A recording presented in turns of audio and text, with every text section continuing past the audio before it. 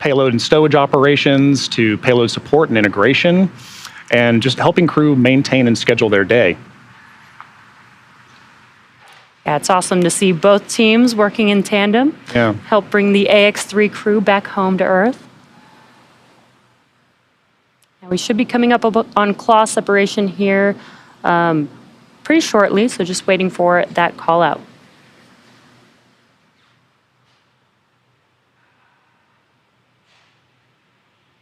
Just waiting for that call out.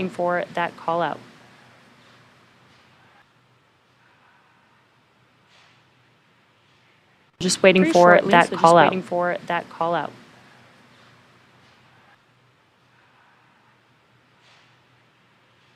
Just waiting for that call out.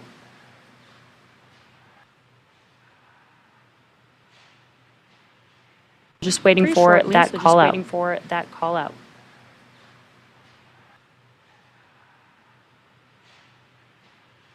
Just waiting for that call out.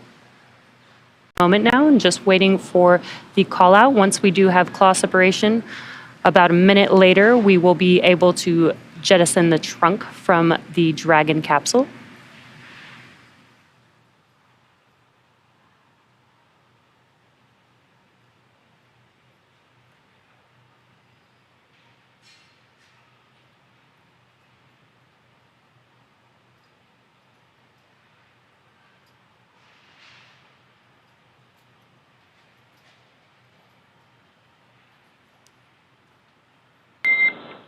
Nominal trunk jettison. Copy.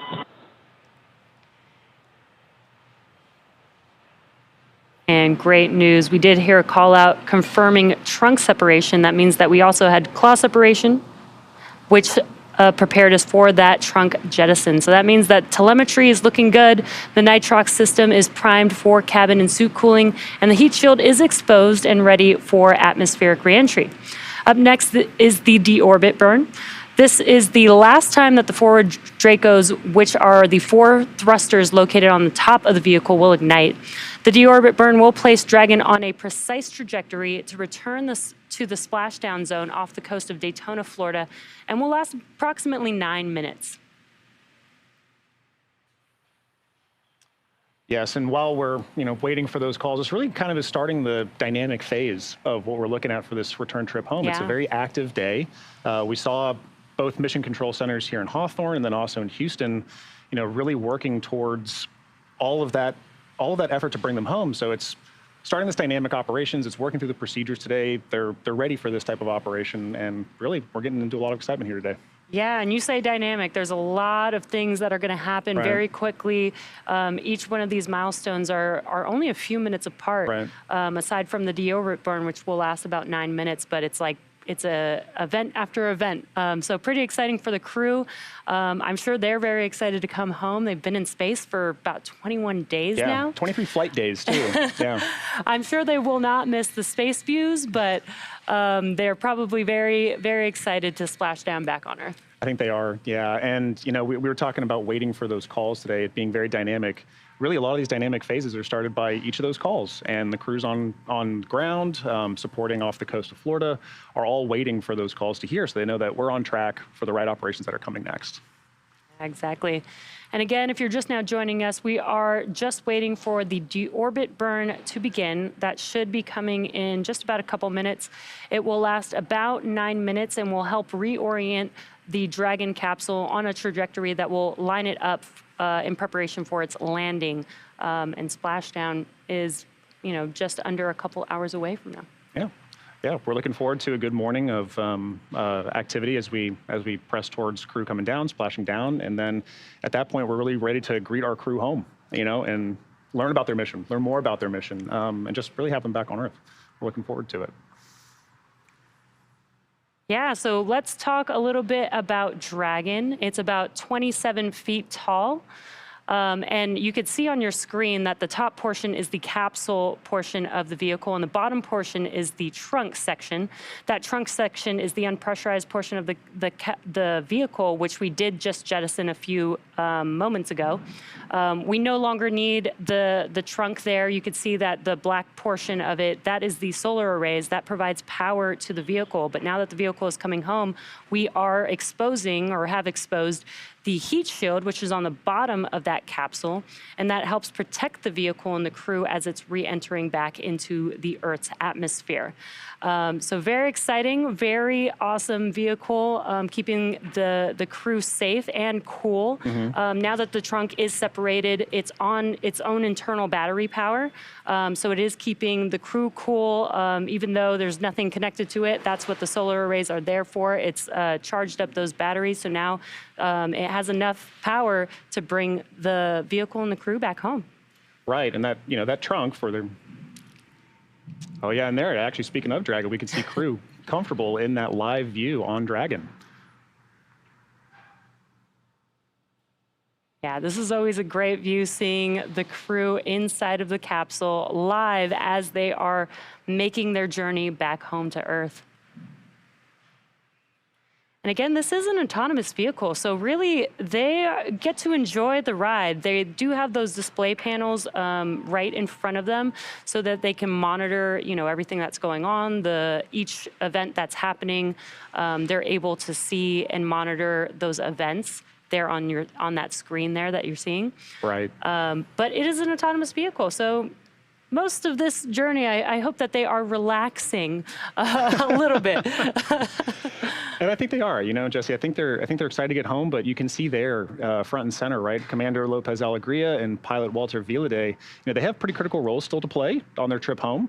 But like you said, being an autonomous vehicle, really, they are there to help ensure that the vehicle is doing what it needs to do on its way home. It's a great view there over their shoulders of the displays that they're looking at to monitor their progress home and make those call downs to ground, like we talked about, to ensure that we're in the right phases of dynamic operations and help ground crews synchronize on where they're at in their day on Dragon. Yeah, and we do expect that the deorbit burn has approximately started, or should be starting here soon. We're just waiting for a call out there. Again, the deorbit burn will last about 9 minutes long. And just some really cool views of the crew. Speaking of the views we see there, Jesse, one thing I'm really happy to see is the number of patches that are on the inside of the Dragon. I think it's one of my favorite things that patches are a huge aspect of spaceflight. They signify what the... Hey folks, Papa D here. And coming to you from David Deliver Space. We jumped right into the broadcast this morning.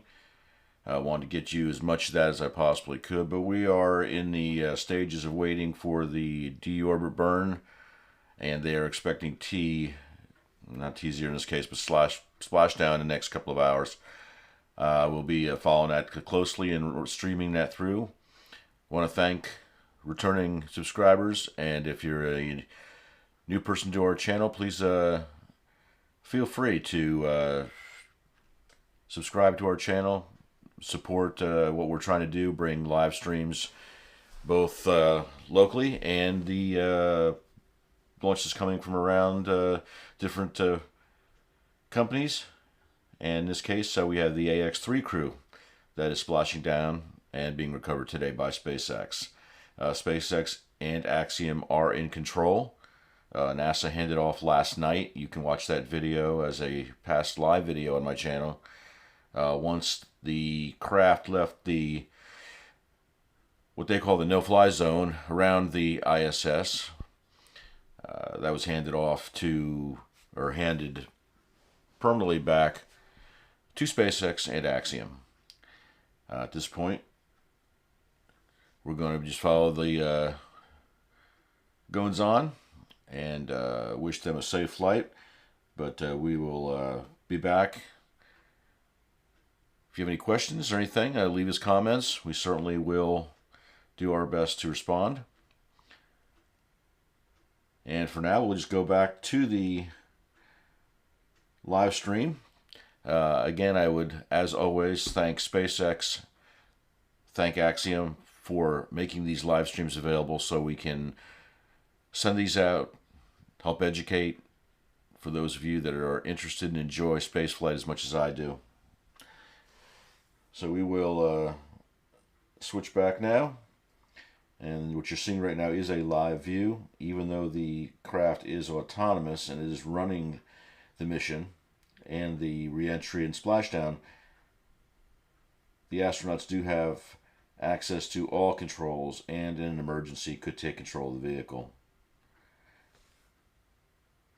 So we will flip back over to the stream commentary and be back shortly. Again, thanks for tuning in this morning. Are issued to the mariners in advance and during recovery operations, and Coast Guard patrol boats are deployed to discourage boaters from entering the splashdown zones.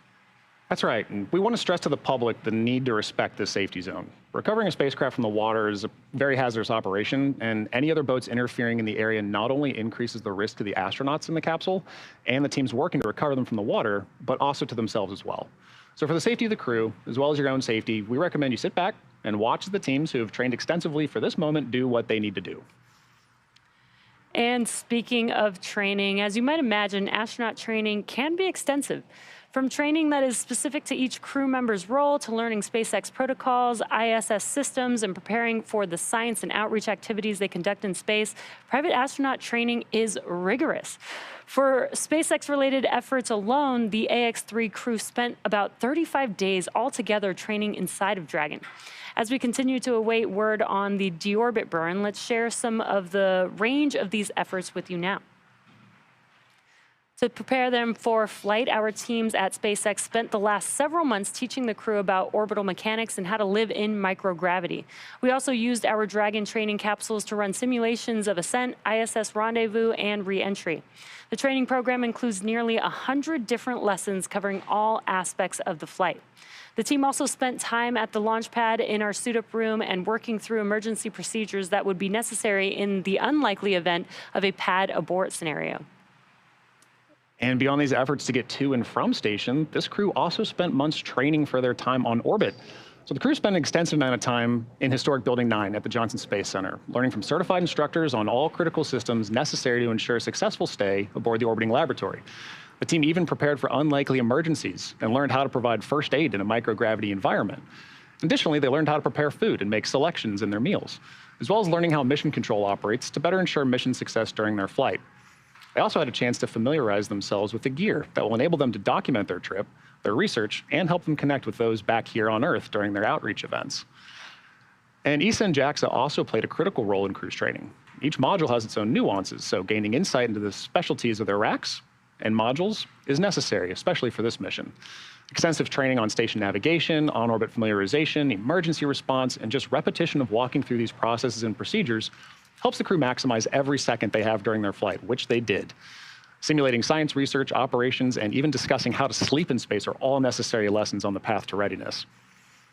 And now, you can't truly experience flying space until you fly into space, but some really unique tools have been developed to provide the closest experience possible. An altitude chamber can challenge the body with oxygen deprivation in a controlled and safe manner, and human-sized centrifuges send the crew members for a spin to simulate the G-forces that will be experienced by the body during launch and re-entry like today. It can be a nauseating experience, but it does help the crew know what to expect to be as prepared as possible for what this day holds.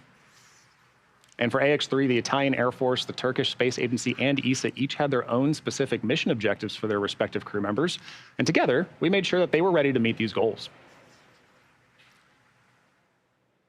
Yeah, I think it is pretty amazing all the work that these crew members put into training for launch, for time on the International Space Station, as well as returning back home. And I think people forget that you're not just training for, the dynamic events of launch. You're also training for, the science that they're doing on the mission, and for the AX-3 crew, the outreach events that they're also doing throughout their mission. So it's not just, one portion of the training training. They have to train on so many different things. You're right. They're training for like what you see here, right? They're training for capsule operations, for vehicle operations. They're training for their launch day, their landing day. They're training for the life on orbit. What I love about it, though, too, is it's a whole network of training. It's not just crew. It's also all those ground teams that we saw that staff those control centers. Each one of those flight controllers goes through a certification process. They train for this moment and for this mission as well. It's a great example of that. They succeeded in accomplishing all of their mission objectives. And this is on Dragon, but they've brought a lot of people with. Deorbit burn complete. Performance nominal. Nose cone closure is initiated.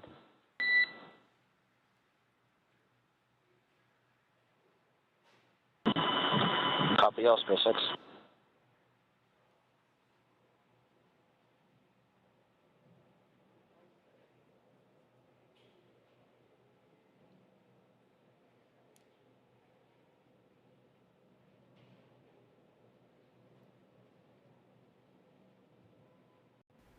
And we just heard that call out that the deorbit burn is complete. In the background, Dragon is currently inhibiting those forward bulkhead Draco thrusters that we just used to complete the deorbit burn, ensuring it's safe to latch the nose cone shut for re-entry. Also, the vehicle has initiated the nitrox suit purge. This will help keep the crew cool and comfortable during re-entry, which is coming up in just a few minutes. At this point, the nose cone is closing and protecting the forward hatch for re-entry. The crew is. All right, folks, as you heard, we are making headway towards re-entry now. The deorbit burn is complete. Hatch will be closing, locking and secured, protecting that front hatch. The nose cone will be secured, I should say.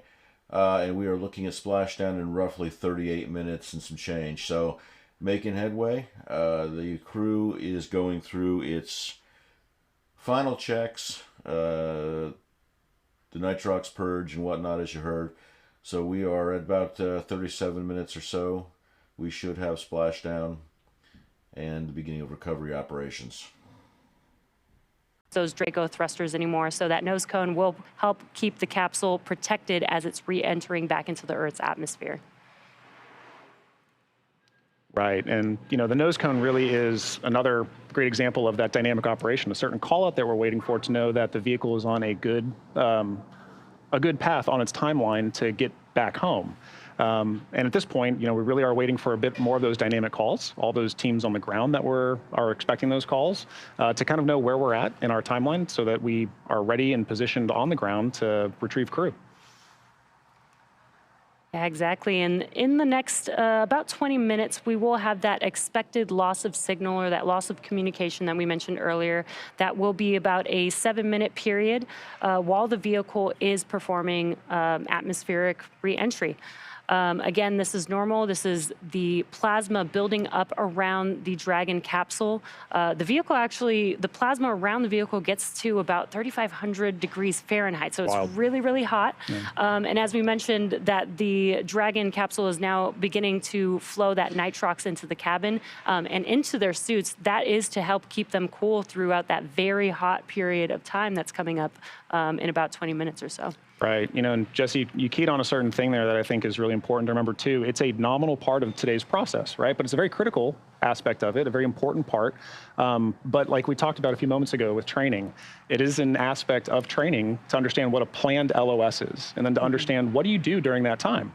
There's a lot of situational awareness that goes into when you're in a planned LOS like that, what are we doing to maintain awareness without that direct insight? And what are we looking for when we come back from that LOS or at AOS, acquisition of signal?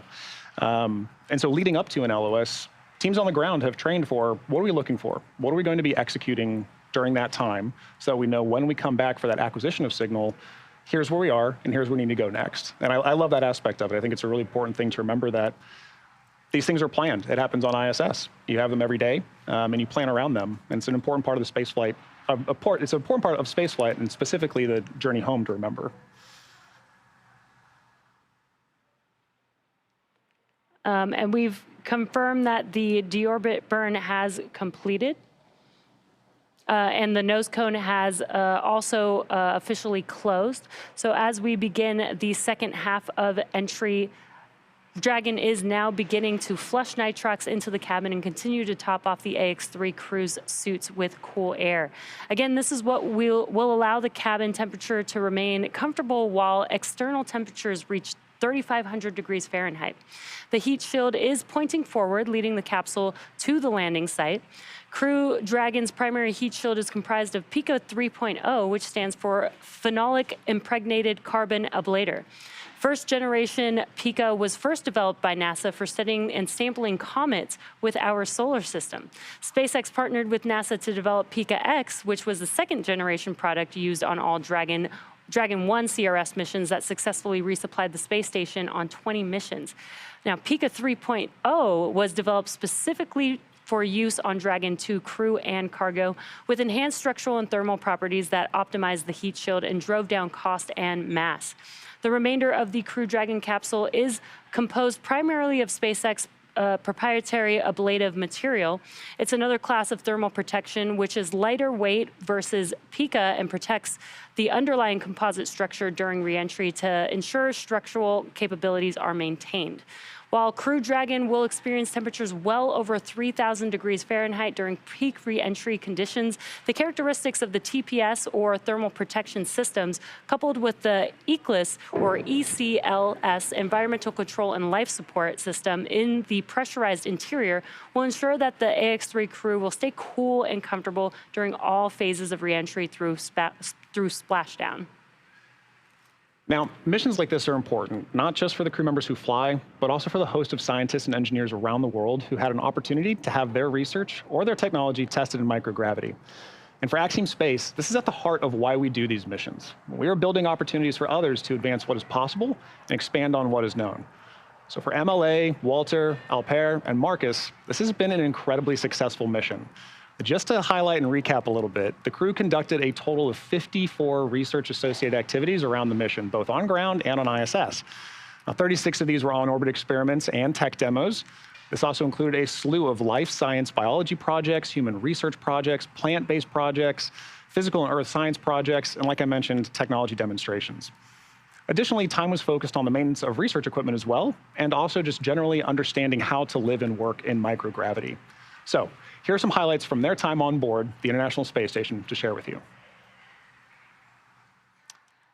Now, on January 20th, Freedom Dragon docked to the ISS. And upon ingress to the ISS, the crew was greeted by the Expedition 70 crew in a welcome ceremony. And this really kind of started their entire 18-day stay on the orbiting lab, which was incredibly packed. So over the next 18 days, Alper, Walter, Marcus, MLA all conducted a slew of media outreach events, science and technology demos, but also a number of payload and research activities that we can see there on our screen, including getting to work with the Life Science Glove Box, which I think is amazing. Additionally, we had those technology demos. So Marcus got to interface with robotic crews on ground, as well as some suit demonstrations on orbit. And as we mentioned, this is an opportunity for this crew to understand what it's like to live and work in a microgravity environment. But at the end of their 18 days, they culminated in a short farewell ceremony, which sent crew home. SpaceX, nose cone secured for entry.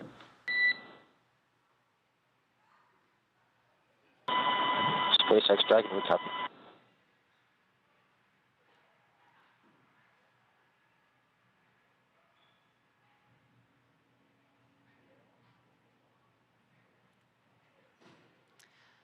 What's really cool about all those things that you mentioned is not only is the crew returning, but there's going to be over 550 pounds of research also returning back to Earth with the crew. And Dragon makes that possible. Dragon is designed to carry up to 7 passengers on the vehicle, but today we only have 4 crew members, which means that we can use the additional space currently in this configuration, which is underneath the seats of the 4 crew members, to store cargo. So they're able to bring a lot of that cargo back with them, back down to Earth. That's fantastic. With all of the mission objectives that they accomplished, it's a significant number of science, a significant amount of science that they can bring back home with them. And so to check out more of that, be sure to check out axiomspace.com. Now, we've talked a good bit about what the crew accomplished on station, and we've highlighted some of the research that was returning from space on this Dragon, but we're also big proponents of the arts, right? So it's been very easy over time to make the connection between STEM and spaceflight, or science, technology, engineering, and math and spaceflight. But over the last few years, we've been seeing a shift from STEM to STEAM. And on this mission, we were able to actually have a number of pieces of artwork that were placed in space. This is an essential part of exploration, and we wanted to showcase that on this mission. So for this mission, we dedicated space for 7 pieces aboard Dragon. And this first piece here is X-Naught Space Seeker by Dr. Cyan Proctor. Now, she was the pilot on Inspiration 4 mission, and this is a metallic spray paint ellipse in Greenbrier, Tennessee. Our third piece is titled Everything You Know and Care About by Amber Vittoria.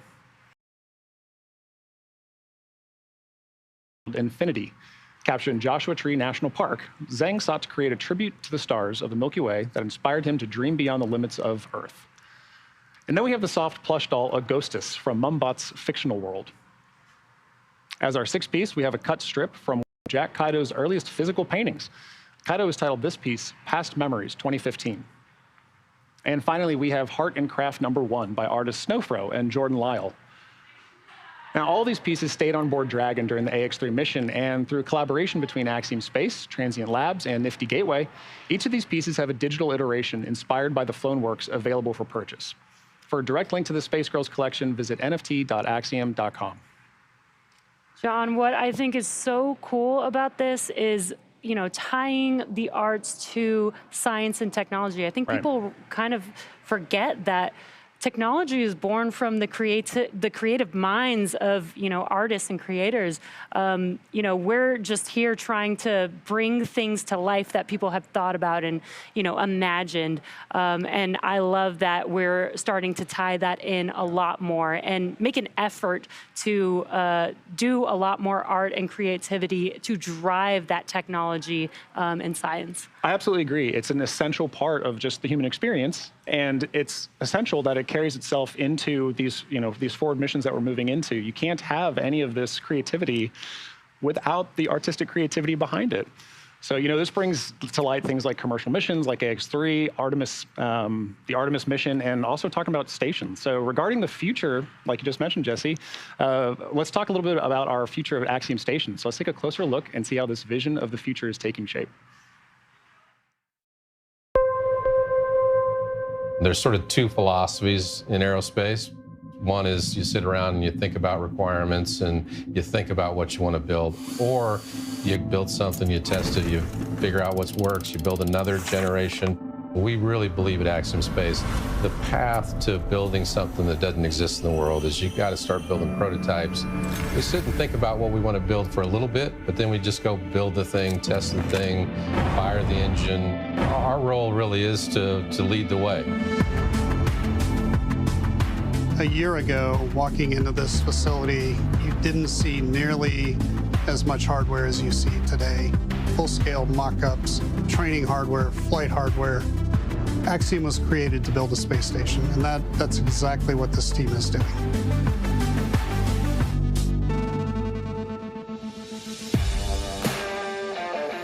We're still on target to launch our first module the end of 26. The pressure vessel is undergoing welding at Talassolenia, our partner in Italy. There's some of the largest forgings in the world. There's only a couple places in Europe that could even forge some of the pieces.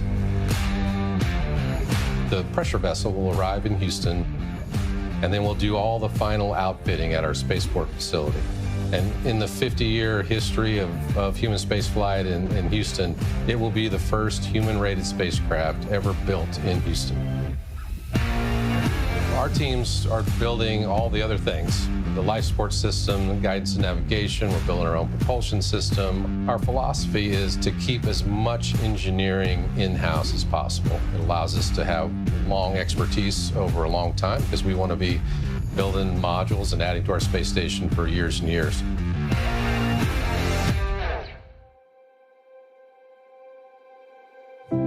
Through our station, we will open up low Earth orbit to the world to explore, to travel, to complete science in space and beyond. Microgravity represents this enormous natural resource, and we think there are things that we can do there that lead to medical breakthroughs, material breakthroughs, and leads to a better world for everyone. It's the ability to produce the highest quality of parts, materials, biological media, an environment that is nearly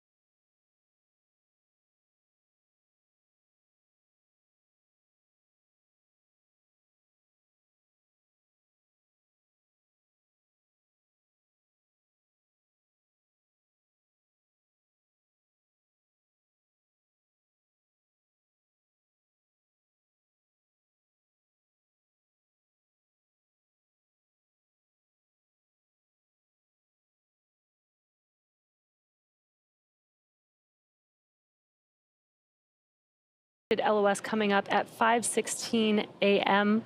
In just under 10 minutes from now. Reusability is key to making spaceflight more routine and ultimately what will enable humans to become multiplanetary. The Dragon spacecraft flying today is flight proven. The AX-3 Dragon has flown 3 times on missions to the space station. Its first flight was on NASA's Crew 4 mission in April of 2022. Axiom 3 is the second reflight of this Dragon.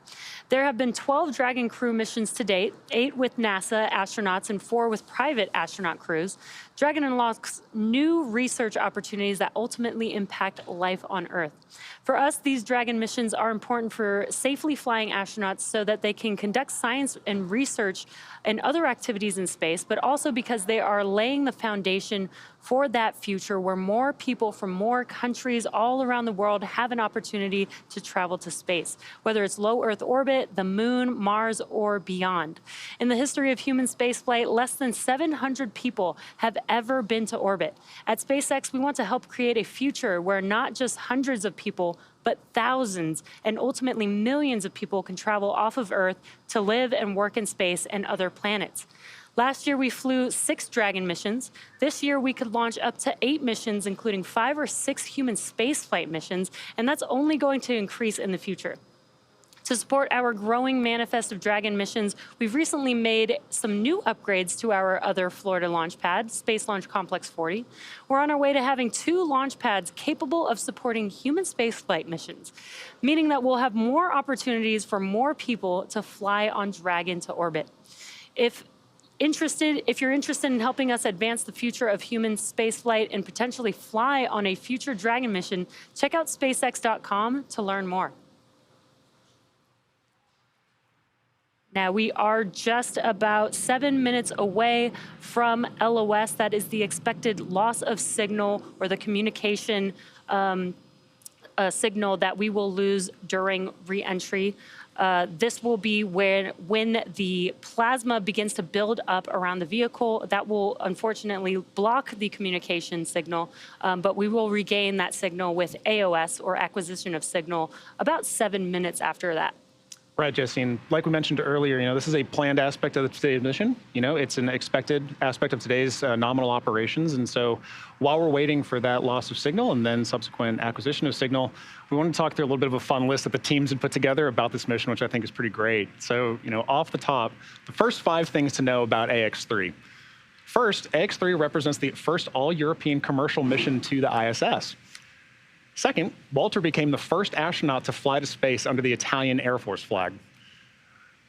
Also, Alper became the first astronaut for the country of Turkey, and I think that's fantastic. This is an absolutely wonderful milestone for him and for his country. SpaceX Dragon. All 4 crew have tablets secured on satchels, restraints tightened, and visors coming down.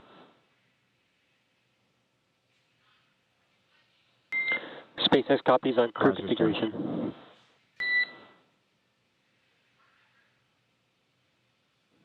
SpaceX copies.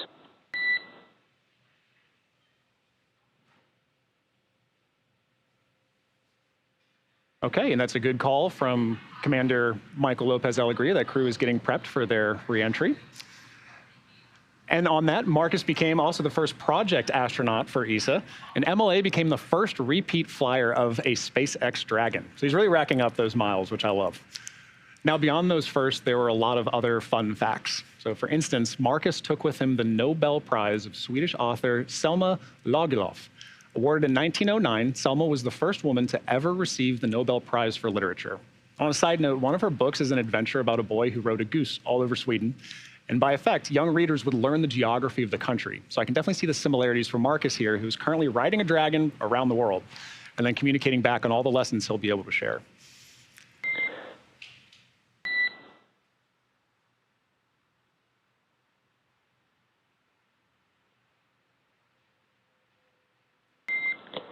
Dragon SpaceX, 5 minutes until predicted comm blackout. See you on the other side at 1323.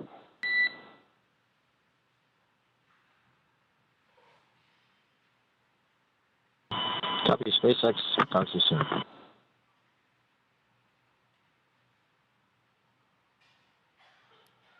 Okay, and there we also heard confirmation of an expected LOS time, followed by an expected AOS time of 5:23 Pacific Time AM.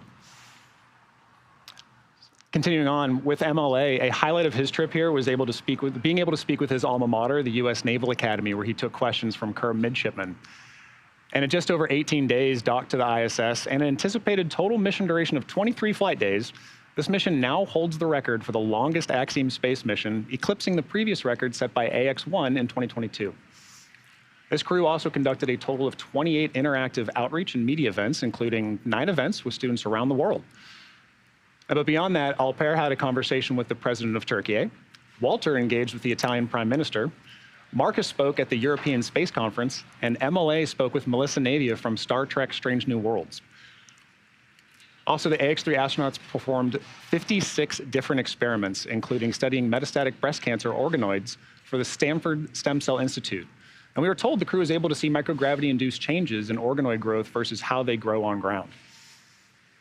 That is a very long list of things that this crew did on board the International Space Station, but all really awesome. It's great to see that they also incorporated some outreach events throughout all their science experiments that they had to do while they were working there. So just incredible crew. Oh yeah, it was an amazing mission. They accomplished all their mission objectives, from media outreach, like you mentioned, Jesse, to all of the science research that was done, and to be able to come back and say, we did it all. That's an amazing feat. And this, like we mentioned at the beginning, this is a mission of firsts for so many countries, for so many agencies. But there's one crew member that we have not gotten to talk about, and she's on board, and her name is Gigi. She is a critical crew member and aspect of the mission. So that's right. Our 5th crew member is our microgravity indicator, Gigi. This is a long-standing tradition in spaceflight and was continued on AX-3. And this tradition is having an indicator inside the spacecraft to provide a visual reference for when the crew has reached weightlessness. So as the 5th crew member of AX-2 and now AX-3, the Gigi's mission is to inspire children around the world to learn about space. Gigi is a Build-A-Bear teddy bear wearing Axiom's Axiom-U spacesuit, just like the ones we are currently building for NASA astronauts to wear on future Artemis missions to the moon. You can get your own full-size, flight-ready Build-A-Bear crew member for all your missions at home. As you can see, she's ready for every adventure. The zero-G indicator is one of my favorite parts of crew missions, so very awesome to see Gigi on board with the crew. And speaking of spacesuits, the spacesuits are very unique and custom designed, and you can see there on your screen.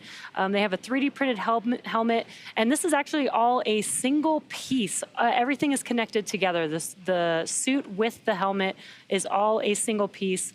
And this suit is actually made to fit with the seat. So these are custom suits to the astronauts, but also the suits and the suits and the seats are customized to match each other.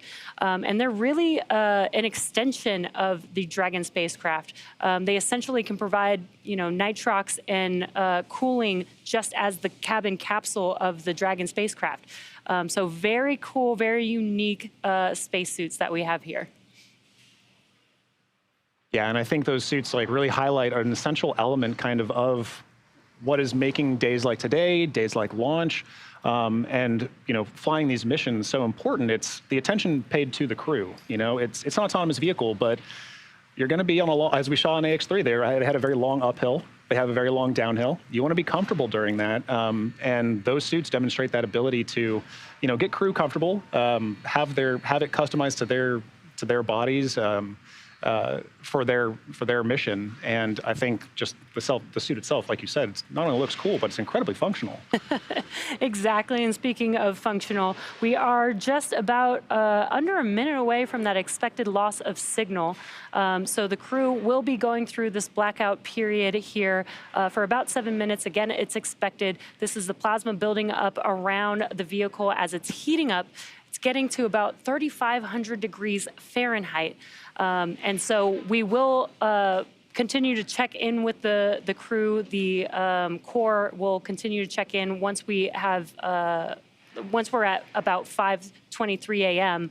And have that expected acquisition of signal. You may hear some comms of the core calling out to the crew just to check to see when we do have that connection again. Right, and we mentioned earlier, this is a very dynamic day. There's a lot of elements through the day that carry us from, we already experienced undocking a few days ago, but from basically the moment that they've committed now to deorbit and reentry, from here on out, it really is paying attention to these timelined events, the loss of signal that is expected, the acquisition of signal that we have a known time to be pinging crew and seeing how they're doing, followed immediately by a lot of very dynamic back-to-back events, right? We're looking for the drogue parachutes to deploy. We're looking for visual confirmation of the vehicle coming in, and then ultimately followed by splashdown and recovery. It's going to be a very dynamic day. Yeah, it's getting really exciting. We're just under 15 minutes from their splashdown. Right. The crew has been in space for about 23 days or so, and they're almost back home on Earth. Again, if you're just now joining us, at this point, we are in the communications blackout period, which is expected to last approximately 7 minutes due to the plasma formation around the spacecraft. During this time, no vehicle telemetry is received by mission control or the recovery team, and no external commanding of the vehicle or voice communications is possible. As a reminder, Dragon is designed to fly itself and continues to autonomously use Draco thrusters to orient itself during reentry. During reentry, the vehicle will be slowing down from orbital velocity, which is approximately 17,500 miles per hour. The top temperature Dragon will experience upon reentry is about 3,500 degrees. So it is experiencing some really high heat. We did talk about, the suits being an extension of that spacecraft. The capsule cabin is being cooled with nitrox, but also the suits are also being cooled with nitrox. And this is to help keep the crew comfortable as they're going through this very hot period of time. Again, that's 3,500 degrees on the outside of the vehicle. So they might start to feel a little bit of that on the inside of the cabin, but that is what the flowing of nitrox is for, is to keep the cabin cool while it's going through this hot period. Right, and it highlights an essential element of what you need for today, right? That flight suit is a very critical element for their trip home, and so keeping them not only comfortable, but also just that physiology in check. That life support system is doing its work with that nitrox, like you said, to keep them cool, keep them comfortable, and it is an extension of the vehicle. But with that type of dynamic day, it's very critical that suit is performing its function, and we're looking forward to getting crew home at the end of this. Yeah, we still have about 4 minutes left in this blackout period. And the crew is expected to splash down on the Atlantic side of the Florida Panhandle, off the coast of Daytona, Florida.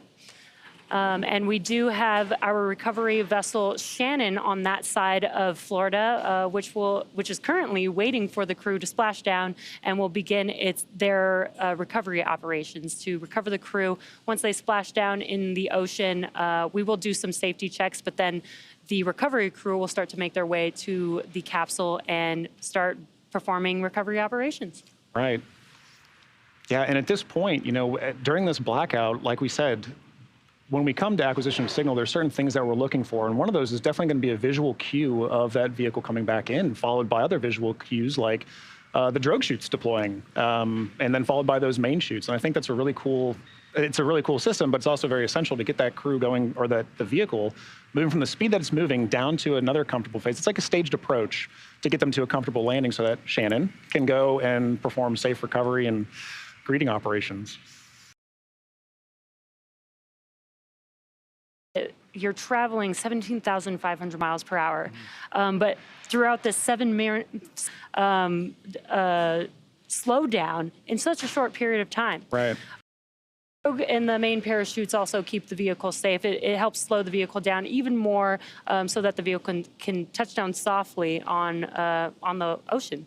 Right, and then once it does, those parachutes are jettisoned essentially, and those are going to be recovered by other vehicles. So again, as part of kind of the operations of what down, it's still going to be very dynamic. There's still going to be a lot of activity on the ground to ensure that we're safely approaching crew, that we're keeping them safe, but that also we are making as swift contact as we can to ensure that, now that they have traveled from 17,500 all the way down, coming back, and there you can see the recovery vessel, a live shot of that. We're going to see a bit more of that later today. And we are just about a minute away from the expected acquisition of signal. Again, we are currently in a blackout period. Once we reach the point of expected AOS, the Corps will begin to call out to the crew to establish communication once again. So we may start hearing those call outs here shortly. But again, still in the blackout period, but expected to come out of that in just about a minute. Exactly right. And you can see there on your screen MCC-X in Hawthorne here in California, as well as MCC-A in Houston, Texas, are constantly monitoring the situation that we have for crew coming back down. They are supporting crew throughout this entire... SpaceX, comm check.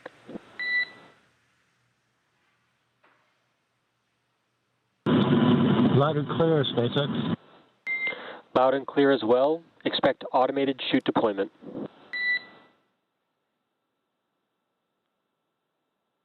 Copy, Arthur.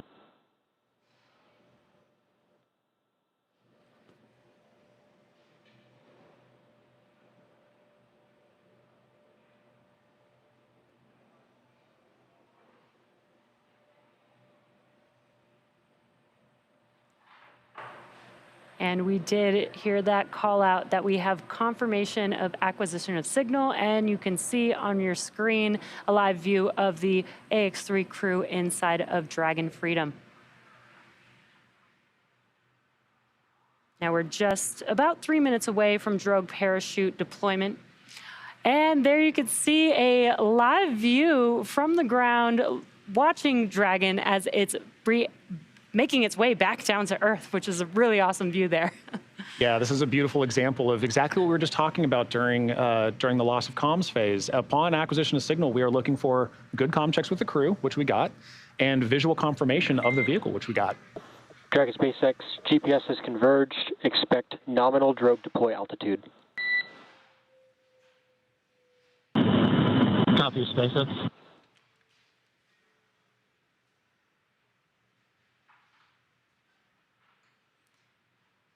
Good comms between the Corps and the crew. And again, we are just a couple minutes away from drogue parachutes deploying. And just under a minute after the drogue parachutes deploy,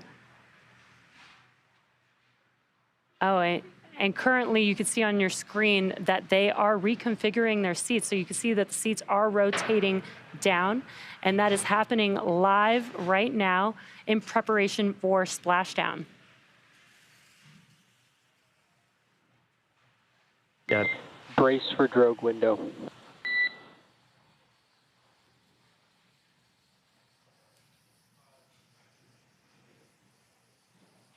And looked like the seat rotation was completed, and now they are ready for those drogue parachutes to deploy.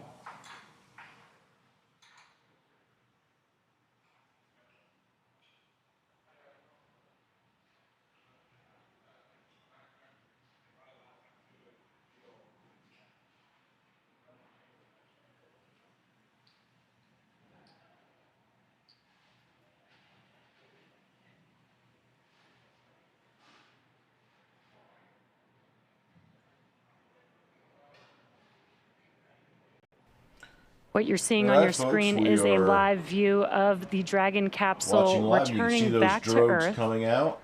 And there you can see the drogue parachutes have deployed. And a cool view from the capsule itself. And shortly after, we should see the 4 main chutes deploy here.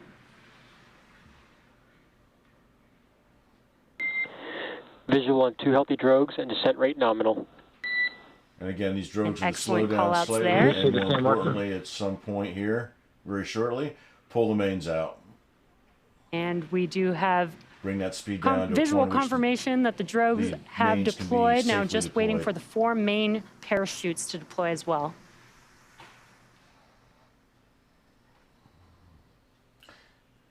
And there are the mains.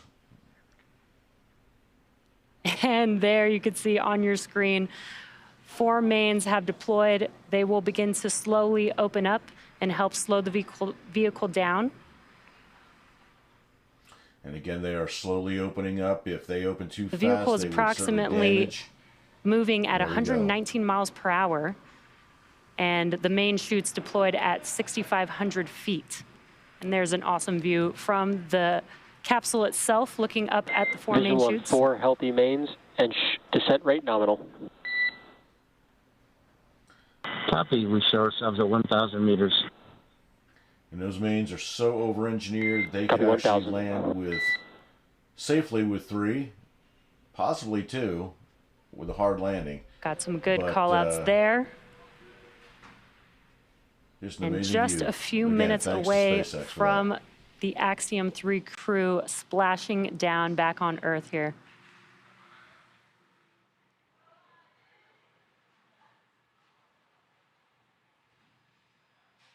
SpaceX Dragon, 800 meters. Copy, 800.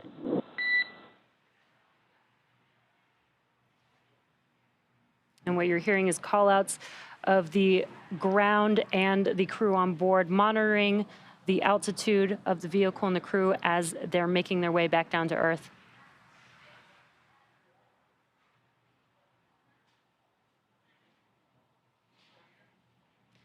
$600 meters.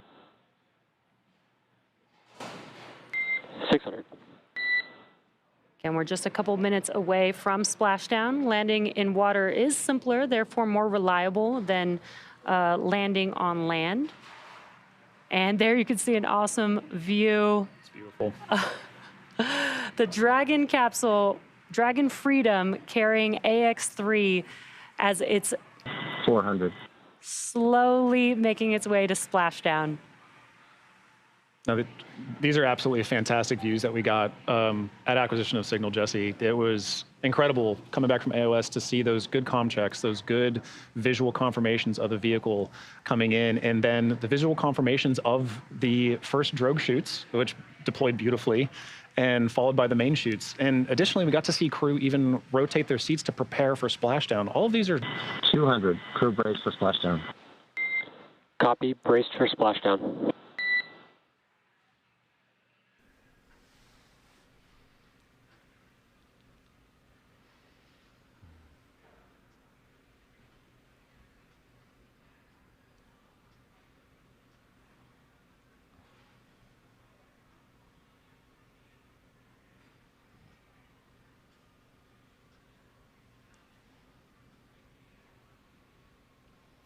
Splashdown.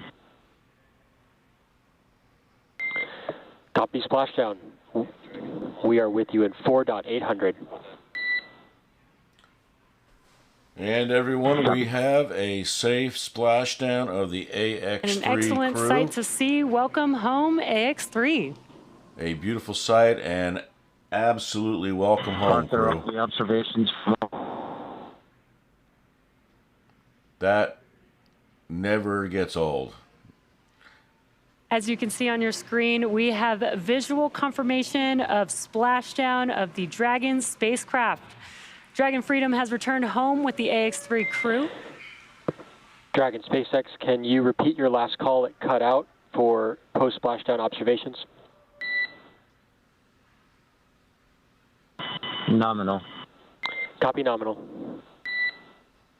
Nominal landing. Everything went to plan. Some excellent views of Absolutely the Dragon capsule there.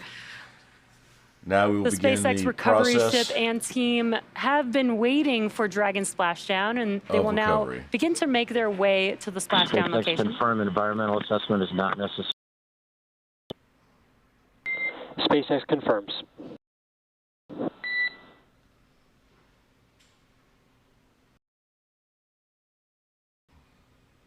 Some good comms there.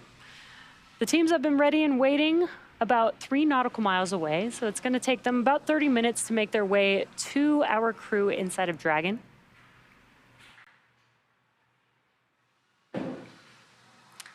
And once they do approach, they will do some quick safety checks to make sure that it is safe for the crew to egress the Dragon vehicle. Then they will begin to prepare the Dragon capsule to be lifted back on or onto the recovery ship, which they will then open the hatch and the crew can egress from the Dragon capsule.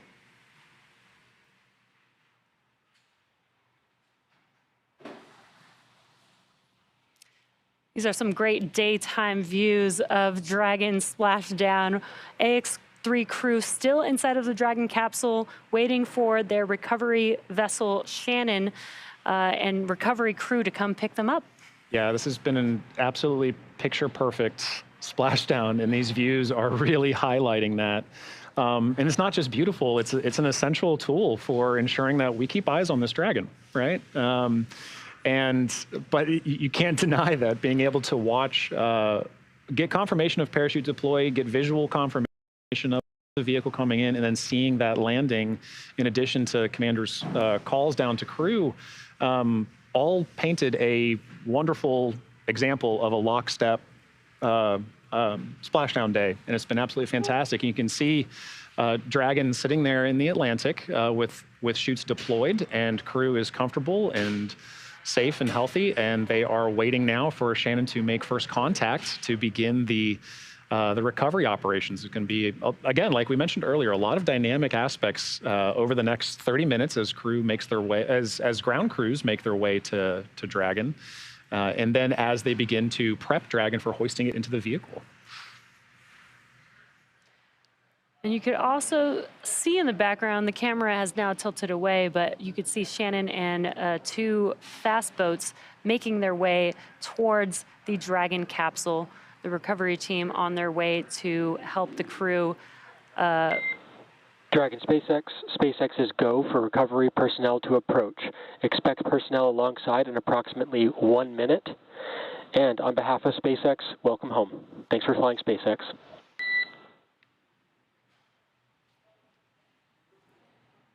Flying SpaceX was our pleasure, and 1 minute to the recovery.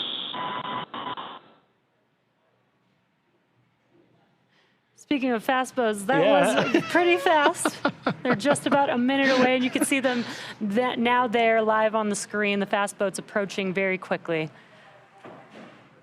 Yeah, and like you said, it was faster than anticipated, but it's an example of when you have teams prepped and you have you've done your homework to know where crew's coming back. It's an example of how Axiom and SpaceX are ready to receive their crew back on land.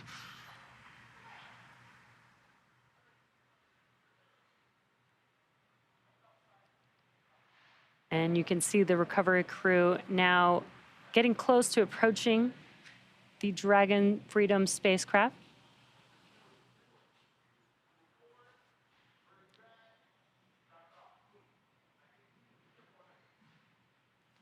Now, Dragon has already autonomously completed some of the safety inspections following splashdown. And now the recovery team will also perform a few safety checks just to make sure. Dragon SpaceX request permission to come aboard via the display camera view only.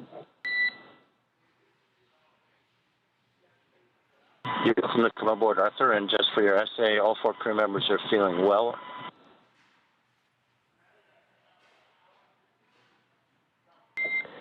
SpaceX copies. Great news. Sounds like we might get a view inside of the Dragon capsule at our crew.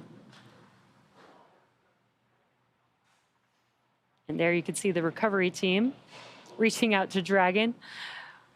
They will actually climb onto the Dragon capsule, perform some safety checks to make sure that it is safe for the vehicle, for the crew members inside of the vehicle to egress, and then begin operations to prepare the capsule to be lifted back onto the, not back onto the recovery ship, but onto the recovery vessel once the recovery vessel is there. Exactly right, Jesse. And with that call to the crew on Dragon, with a great live view there of inside the Dragon Freedom capsule, we heard MLA call that all 4 crew members are feeling good. They're feeling well. They're feeling healthy. So this is fantastic. That first fast boat made good initial contact, and like you mentioned, is ready to kind of press into the next phase of operations here as we pull that Dragon back into the recovery vessel. You can also see on your screen the second fast boat, which provides redundant support to the primary fast boat, which made initial contact. In addition to helping just keep that area secure, right? Redundancy is a key aspect of spaceflight operations, not only on ground and in orbit, but also during recovery.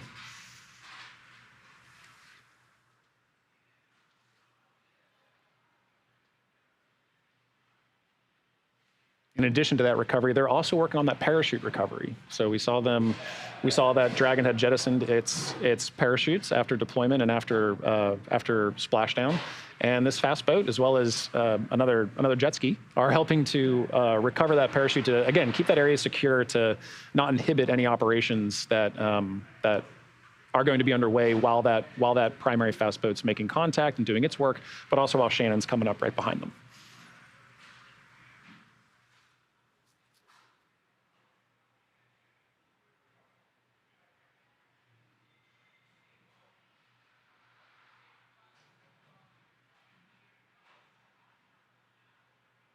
There's that jet ski passing by. Part of the recovery team. Mm-hmm.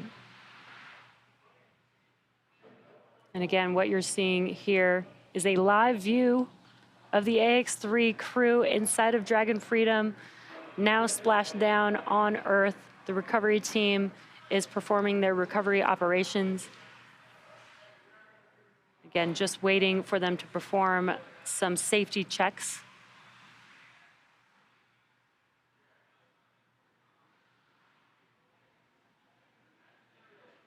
We did get some good comms earlier that the crew is feeling good after splashdown. Mm-hmm. They had a pretty dynamic adventure this morning. And now hopefully get to relax a little bit while they're, waiting for the Dragon lift onto the recovery vehicle.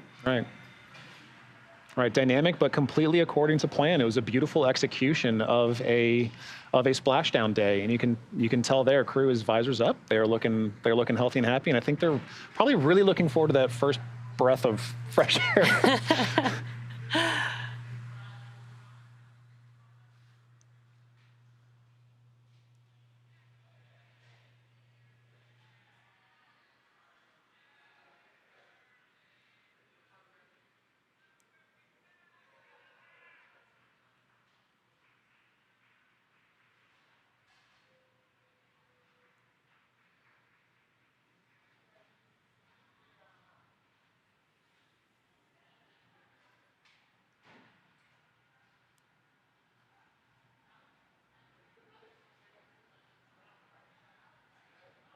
If you're just now joining us, the AX-3 crew has returned from space after being in space for about 21 days. They undocked from the International Space Station a couple of days ago and are now back on Earth. The recovery crew, again, performing their recovery operations. These are standard procedures. They're currently making sure that the vehicle is safe.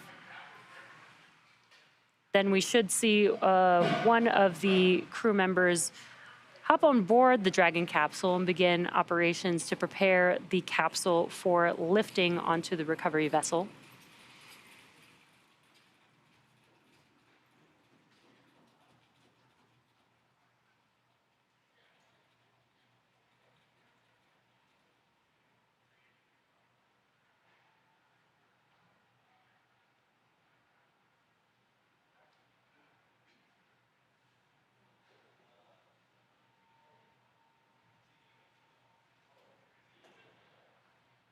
This is an excellent side-by-side view showing on, basically this is still the dynamic phase of operations, right? Crews splash down, they're safe and healthy, their visors up. But at the same time, everybody still has a job to do. So on the right, you can still see crew inside the capsule looking over the shoulders of Commander Michael Lopez Alegria and pilot Walter Villaday as they monitor their vehicle systems and stay in contact with ground crews here, with core at SpaceX. And then on the left, you can see as the primary fast boat has made first contact, an initial contact with the Dragon Freedom after its splashdown coming in from space. And at this point, they are maintaining that contact and just ensuring that the area is safe, that the vehicle is safe to continue those hoisting operations. So I love being able to see these views side by side to help everybody maintain that awareness exactly of what's going on outside the vehicle, but also in.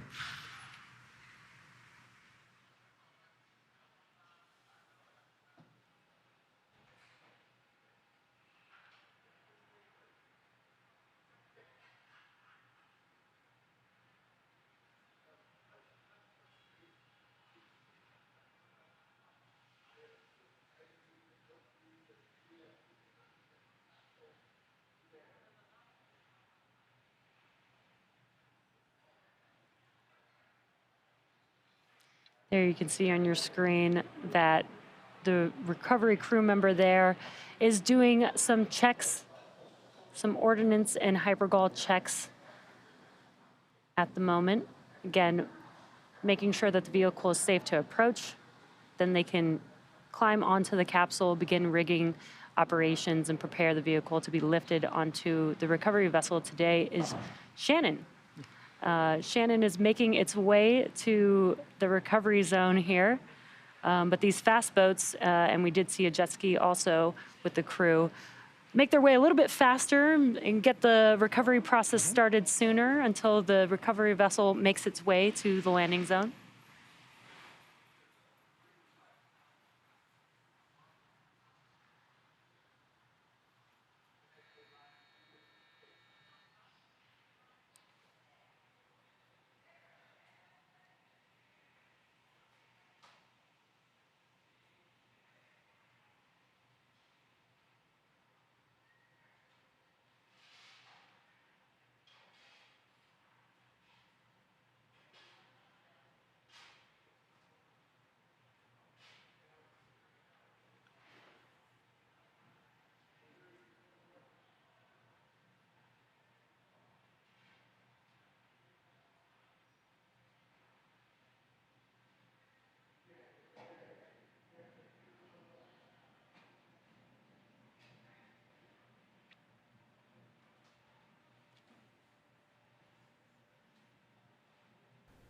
And again, everybody, we have a safe and on-time splashdown.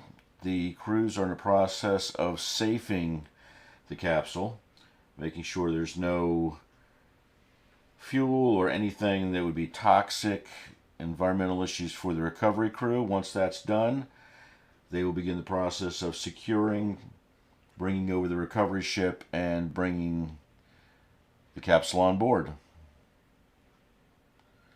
That process is coming very shortly, but everything has been nominal. There was no environmental impact issues that had to be resolved that was brought to their attention during the landing process. What you're seeing is a live view of the AX-3 crew inside of Dragon Freedom. patiently waiting for their recovery operations. They've made their way back down to Earth, and the recovery team is working their standard procedures in preparation for lifting the capsule out of the water and onto the recovery vessel, and then eventually will egress the crew for the first time in about 3 weeks. Yeah. Yeah, at this point, we're waiting for those ordnance and hypergol checks to complete. Dragon SpaceX, hypergol sweeps, and unfired ordnance checks nominal. Rigging in progress. Approximately 5 minutes until capsule lift. Stand by for PMC with SpaceX flight surgeon. There we go. All the checks are fine. Copy all, no ordnance standby. issues. No fuel issues. That hypergolic fuel is extraordinarily toxic and dangerous. Almost on call. That was an excellent call from crew to Dragon, saying that the hypergol checks are complete and the ordnance checks are complete, and they all completed nominal. So with that, we were able to proceed into the next phase of the dynamic operations, which allows rigging to begin so that we can hoist Dragon Freedom into Shannon. And we also heard there that crew will be having their PMC or private medical conference with SpaceX Medical, and just checking in on crew. But as we reported earlier, or as MLA reported earlier, this crew's feeling healthy and happy to be home. Their visors are up, they are monitoring their systems, and over the next 25 minutes, we should be able to get them on board.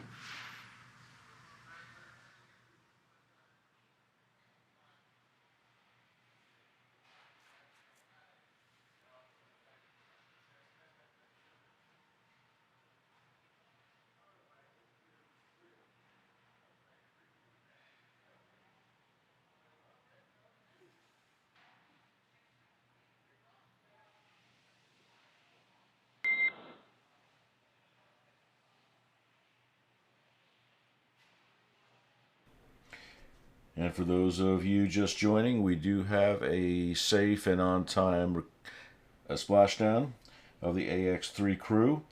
The ground crews, in this case out in the Atlantic Ocean, are in the process of securing the rigging to the capsule. Once that is done, and in about 23 minutes, the capsule will be lifted onto the recovery ship, and the recovery portion will be complete with the exception of removing the crew from the capsule. They are getting their medical debriefings right now via radio. And there you can see on your screen our recovery vessel, Shannon, patiently waiting for the crew and capsule to be ready for lifting onto the recovery vessel. You can also see on Shannon, there is that landing pad there. That's because a helicopter is going to come and take the astronauts or the crew back to land. That's a much faster trip than, taking the recovery vessel all the way back to shore. So that's what that landing pad is for. That's right. If you're just joining us, Axiom 3 crew has splashed down in the Atlantic Ocean at 5:30 a.m. Pacific time or 8:30 a.m. Eastern time. And at this point, we are waiting for that recovery, the recovery efforts to continue. SpaceX team has made first contact with the Dragon Freedom capsule and crew. Crew reported all nominal health checks. They're feeling good and excited to be home. And at this point, we are waiting for those rigging operations to continue to get Dragon onto Shannon, that recovery vessel, so that they can have their final medical checks and get on that helicopter, get back home, get back to life. And these drone shots are amazing. This is something that, as we move forward in our push towards, looking for the right words that don't sound too corny, but our push towards space, with all that's going on with the companies that are taking crew and materials and satellites and investigative work they're doing, we get to see a lot more than we used to see years ago. This is an amazing live time recovery operation. more than likely multiple drones. Just the SpaceX is doing an amazing job, and I say it over and over again. People probably get sick of hearing it, but it's exciting for me to be able to bring this to people. It's exciting for me to watch it and to get these kind of views. Just an absolute amazing thing. Looks like we should be somewhere in the range of about 20 minutes until recovery. We have Shannon not too far off, lining up. And we should be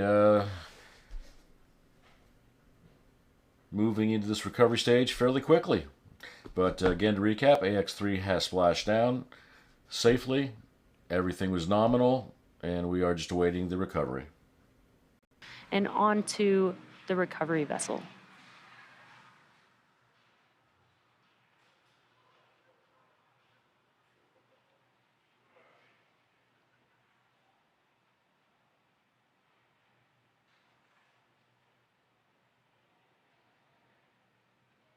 This is really great that we had a daytime down. We're getting some really excellent views of all of these operations happening. It's a beautiful early morning for splashdown. The weather's looking fantastic. The local environment is looking fantastic for crews to perform these operations, right? We mentioned earlier that this is really a safety critical aspect of the mission. And one that's important to note that we talked about training earlier too, and this aspect of the mission is something that these crews train for heavily.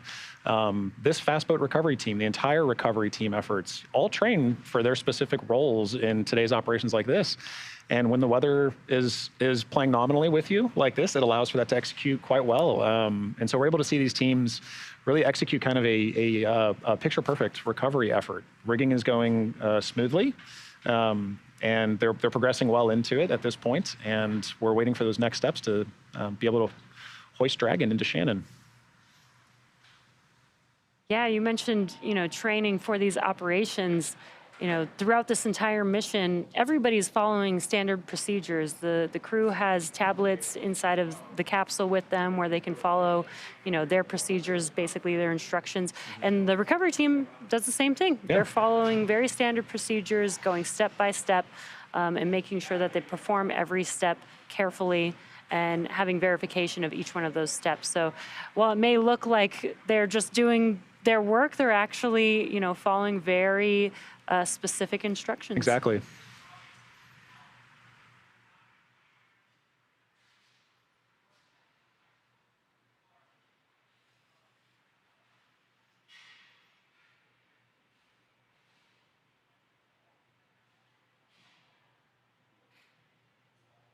And again, what you're seeing on your screen is a recovery crew member on board of the Dragon capsule, rigging the vehicle in preparation for lifting onto or hoisting onto the recovery vessel.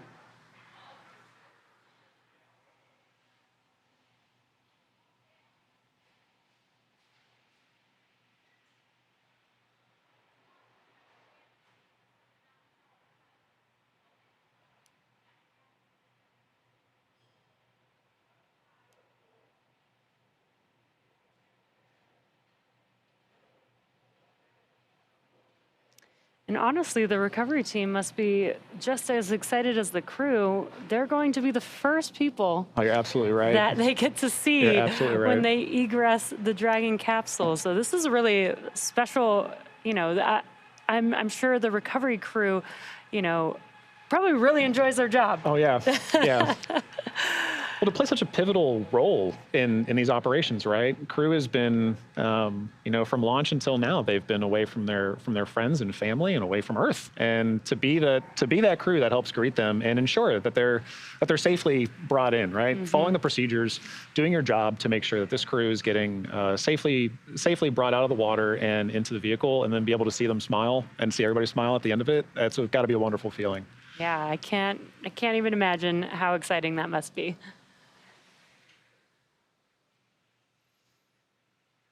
Again, a live view inside of the Dragon Freedom capsule with our crew members of the AX-3 crew.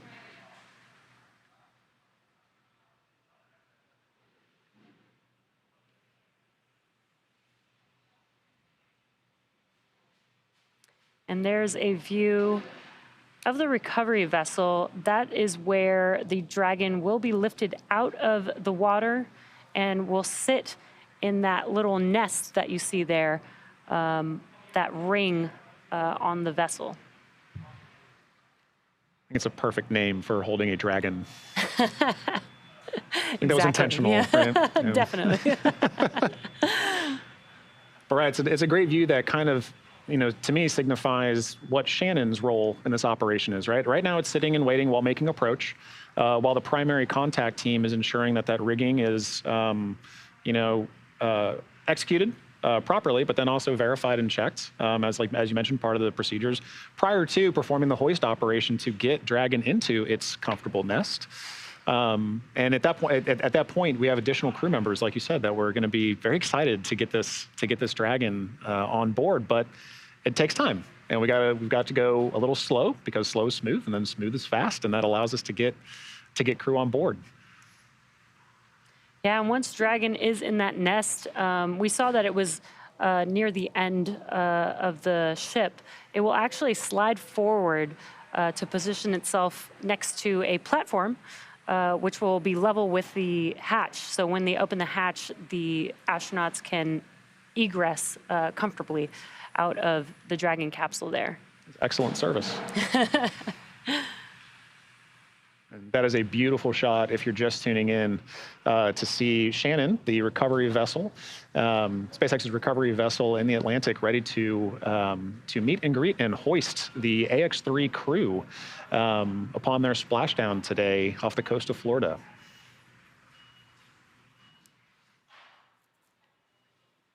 And for those wondering what this landing pad is for, again, once the crew egresses the vehicle, they will, do some safety and health checks to make sure that the crew is healthy. But then they'll board a helicopter that's going to land on that landing pad that will take them back to land pretty quickly. So they've got some great service, as you mentioned.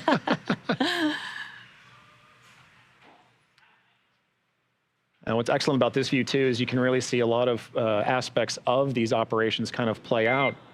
Dragon, SpaceX, comm check. Loud and clear, SpaceX. Copy. Copy. We have you the same. We are transmitting through Shannon recovery vessel now, and with this, I'm going to try and set up the quick PMC with flight surgeon. Okay, standing by.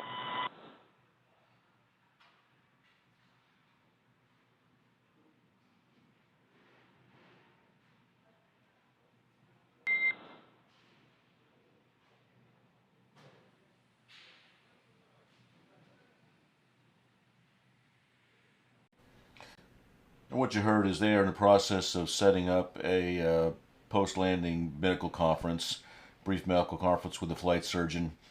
Just make sure that everything is in order, they're feeling good and whatnot. They'll get a full checkout once they're on board Shannon and they've gotten out of the suits and they're able to check them out very carefully. But I think they were having some comm issues earlier. Now they're running it through the recovery vessel Shannon. So we have a clear 5x5 signal now. But all part of the plan, just checking in before they egress. Hearing a little bit of comm there between Core and Commander Lopez Alegria on Dragon Freedom, waiting to establish some communication so that they can talk with SpaceX medical surgeon. But during that time, crews on ground, or in the water actually, are continuing to make operations or proceed through operations to prepare Dragon for hoist into the recovery vessel Shannon. So you can see on your left there the initial fast boat that made initial recovery and proceeded through rigging operations for the Dragon spacecraft. And the recovery vessel Shannon nearing or making closer approach to Dragon to begin the hoisting operations.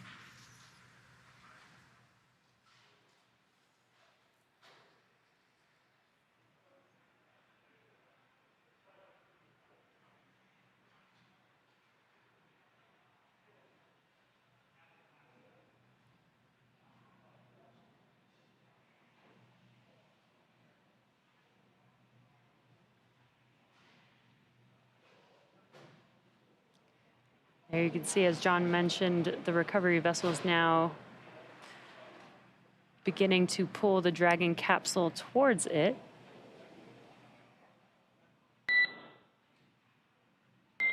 Dragon SpaceX, we are back on Dragon to ground public.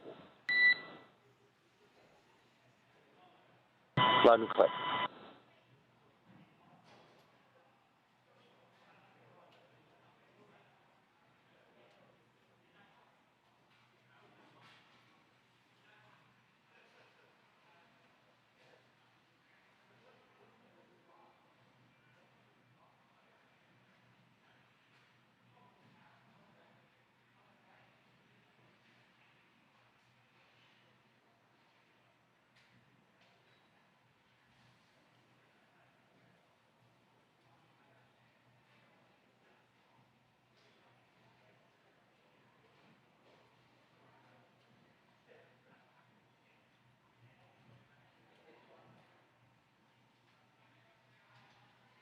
I think what's amazing about this shot, Jesse, is it looks like it's all so simple.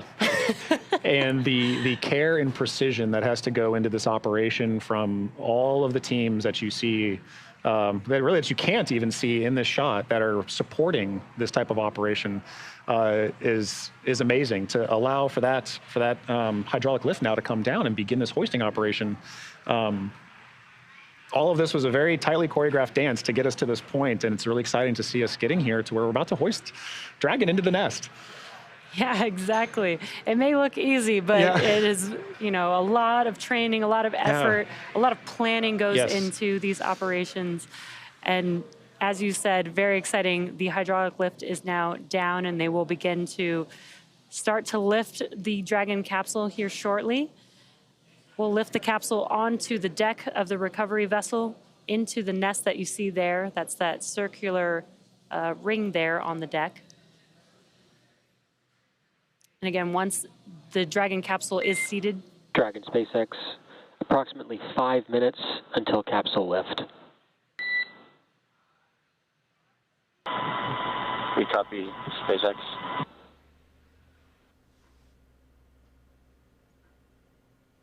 All right, we're looking at about 5 minutes until the lift. Everything looks good. Very exciting. Awesome shots from SpaceX. And I will take just a minute to say it again. Thank you to SpaceX and Axiom for allowing us to have this kind of footage, to experience this live time. This is an amazing time for spaceflight, and to be able to be part of that and provide this for education and viewing purposes is always extremely appreciated. So we'll just stand by and watch the lift. Again, the capsule will be lifted into the nest. The nest will then be retracted back into the ship where the egress will take place.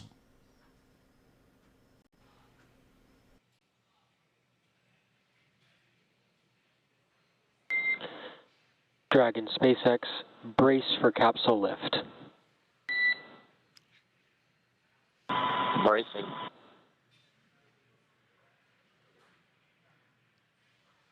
And a nice big jump into the ocean for the recovery crew, completing their rigging operations. And Dragon Freedom being lifted onto recovery vessel Shannon.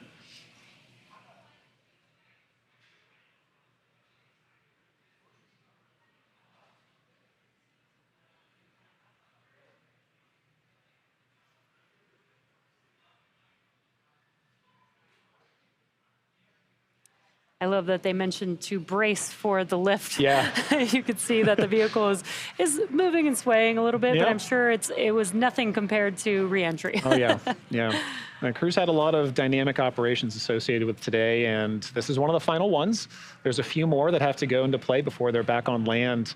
But this moment of getting them finally back out of the water and into this nest situated while they're comfortable is a wonderful moment for the AX-3 crew.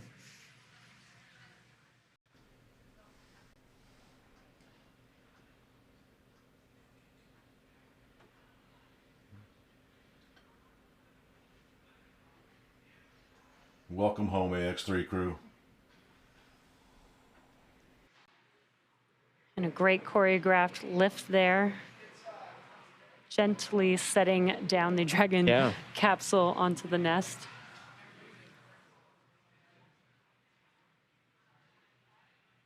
It's important for this point too, right after that lift, to kind of orient it just right so that it's ready for that translation maneuver you talked about, while also ensuring that crew is staying in a comfortable, well-oriented position so that egress operations are as smooth as they can be.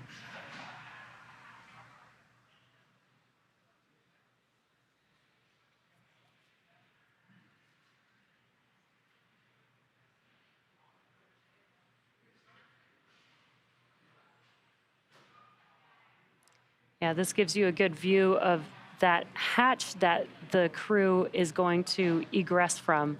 You can see that it's pretty much in the middle of the capsule, so moving it towards the platform, that platform will be just at the bottom of that hatch.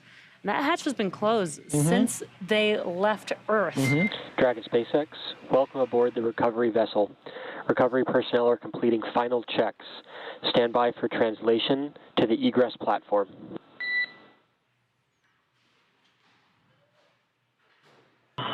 SpaceX Dragon, we copy.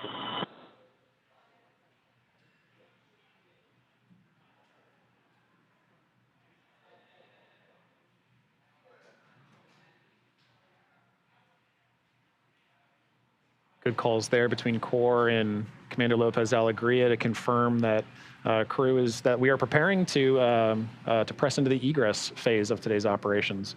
But yeah, Jesse, you mentioned that side hatch that they'll be coming out of hasn't been opened in a number of weeks, and that's because when they're on orbit, right, they're using the hatch that's under that nose cone, the docking hatch, to translate between their vehicle and ISS. So once they close that door on launch day, it doesn't open until today. And I'm sure the crew is very excited for that side hatch to open. Yeah. Oh yeah.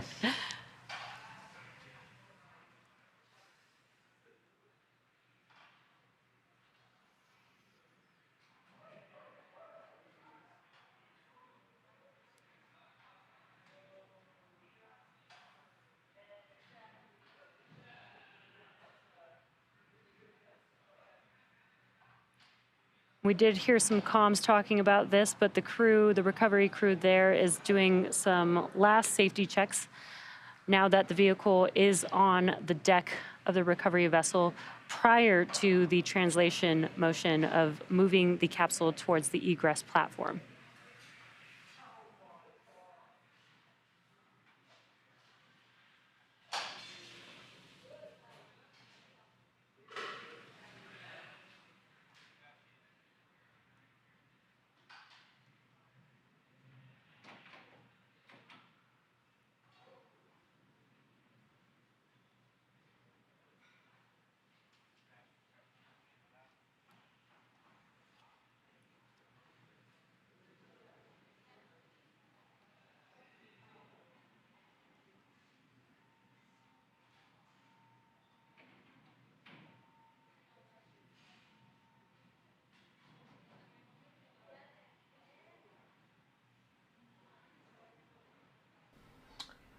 Folks, just remember you're watching this live. This is taking place off the Florida coast.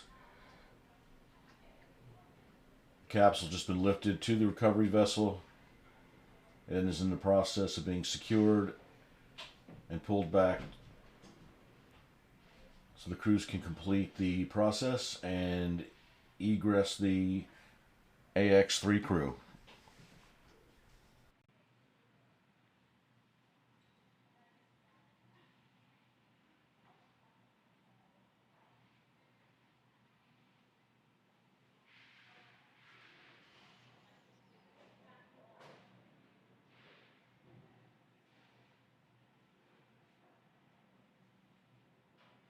Live view inside of the capsule that is on the recovery vessel, with the crew still inside, patiently waiting. That's right. If you're just joining us, we're in the final phases of the recovery of the splashdown of the AX-3 crew, which splashed down back to Earth earlier today at 5:30 a.m. Pacific time, or 8:30 a.m. Eastern time, off the coast of Florida in the Atlantic Ocean. We're in those final phases of recovery efforts, which is the next step up being hatch open. So this will be the first time that crew has exited that side hatch in over 3 weeks, or about 3 weeks, or 23 flight days and 21 days in space.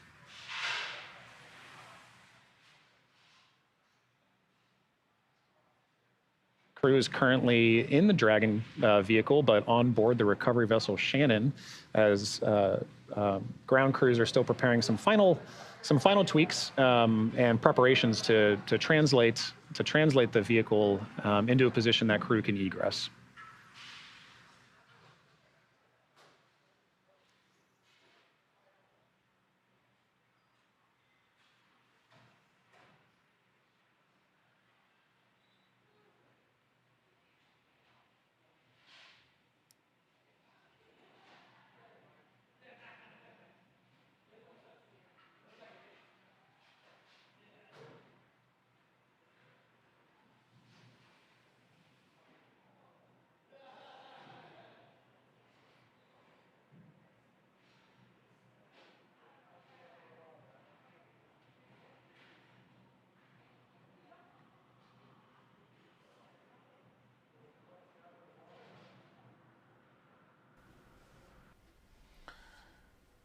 And we're just standing by, as you've been hearing, just waiting for the capsule to be recalled towards the front of the ship where the crew will be egressed.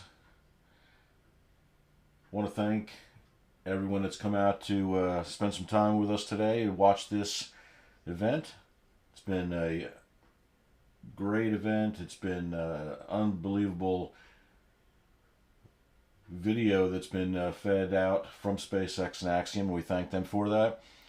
Just want to remind you, if you are a subscriber, we thank you so much for subscribing to this channel, helping us grow. If you're not a subscriber, would appreciate if you'd consider subscribing. All the subscriptions, likes do matter, and gets us out there a little bit further, helps the channel grow a little bit and get to more and more people. And again, that's the goal of the channel, is to provide these launches, provide coverage whenever possible. We have a live rig. We go to Kennedy whenever we can.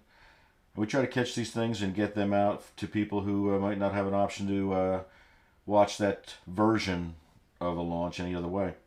So we appreciate you taking the time, spending some time with David Delivers Space. And we should be coming up very shortly on getting the crew out of the capsule.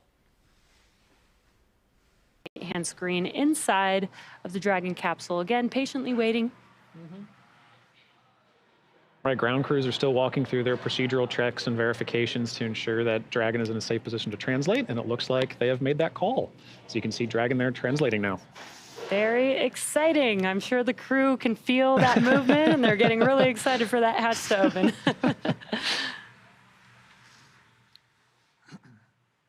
There's that egress platform that we've been mentioning.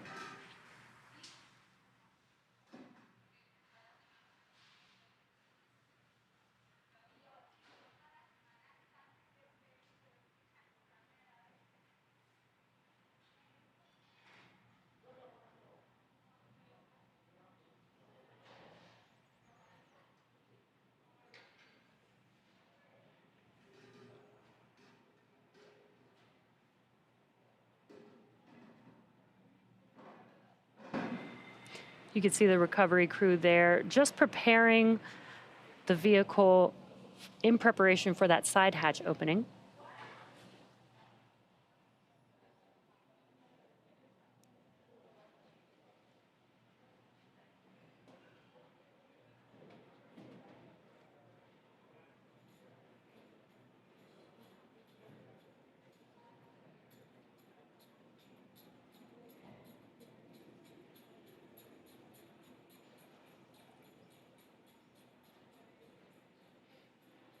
And a good view inside of Dragon. We have the commander on the left-hand side, pilot on the right-hand side. You can see the displays there. Dragon SpaceX, ground team is making final preps for hatch open. Stand by for side hatch opening. Standing by.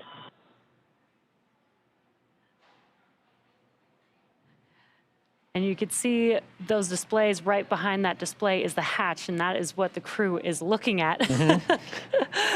So as soon as that side hatch opens, the crew will be able to see the recovery crew and the medical crew. They're waiting there for them. Right, and these are those initial checks that we talked about. The first people that the crew is greeted by is by the medical teams to just ensure that they're doing well after their flight and after their return home, and they'll make some medical assessments and make sure they're okay. And at that point, crew is egressing the vehicle and onto that helicopter ride back home.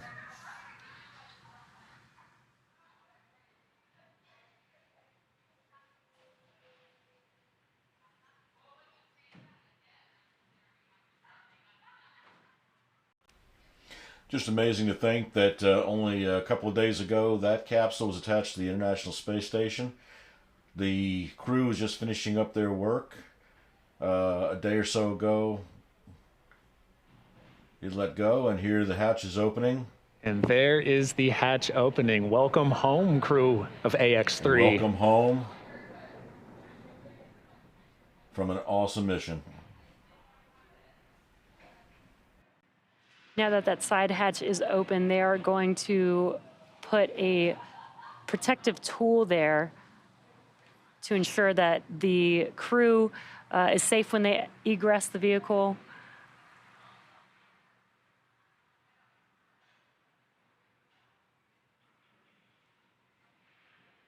And their first human interaction with someone from Earth in the last 3 weeks.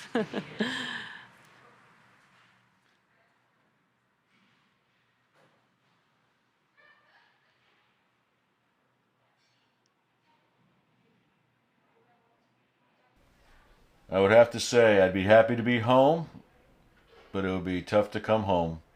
It's a great example of even in this moment, right? The hatch is opened, crew is ready to get out. We're still taking our time to make sure that they're okay, that everything on board is as it should be, and at that point we'll begin crew one by one, leaving their Dragon Freedom vehicle. And this again is a standard procedure. Even when they're getting up out of their seats, it's very important that they are very careful. They've been in space for quite a while. Yeah. And so the crew there will also, help them if the crew needs help, make sure that they're healthy and safe as they're egressing through that side hatch. Exactly. It can be, a little bit different when you've been in space for a few days. Yeah, no experiencing gravity. microgravity. So exactly right. That type of assistance, if needed, is there and able to be provided as support.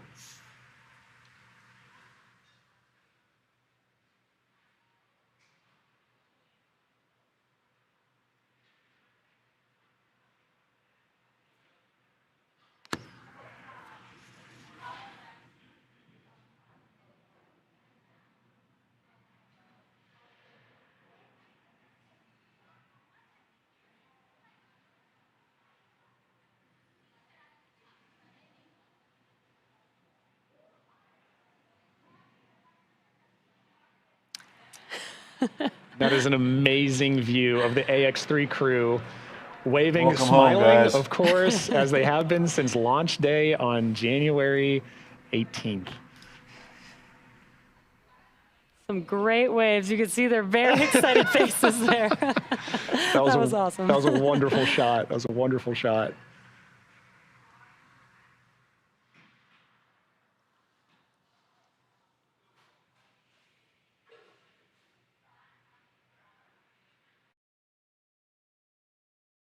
Getting thumbs up there between ground crews and commander.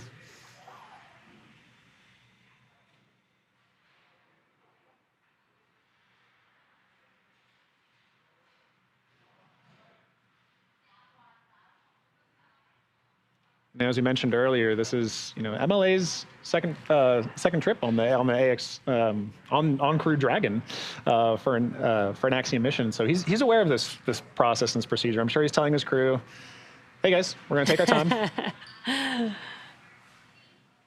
And it looks like they are ready to proceed with egress. Yes, you could see MLA removing his harness.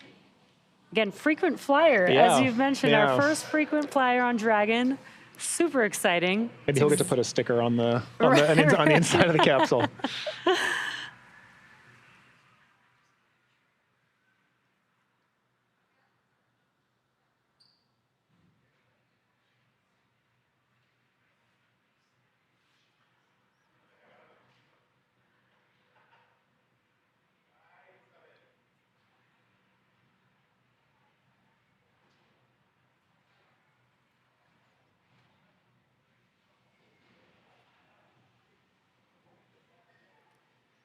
And you can see there that they've installed basically a protective tool around the hatch, the side hatch, as well as a little bit of a ramp there so that the crew can safely egress. They are still in their suits and also need to protect the suits themselves.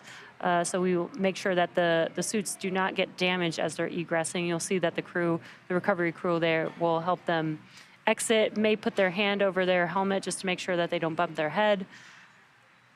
And there's a few people there to help them, which is great. Right, and like we mentioned, this is their first moment back on Earth, and in 23 days, gravity is going to be a familiar but reminder of an experience. And so, coming out of this hatch, it's it may seem and look simple, but there are some nuances associated with it, with wearing that suit that you want to protect for, with also protecting for just your mobility coming back from this mission with its mission duration. You certainly want to be aware of their first time back in gravity in a while. So all of those translation aids really help ensure that when they're getting out of the vehicle, they're doing it as safely as possible, but also as comfortably as we can let them.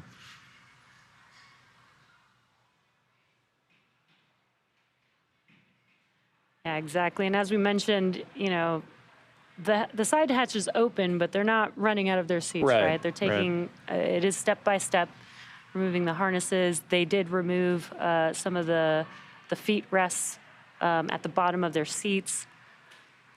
All of these things to make it easier for them to exit the vehicle.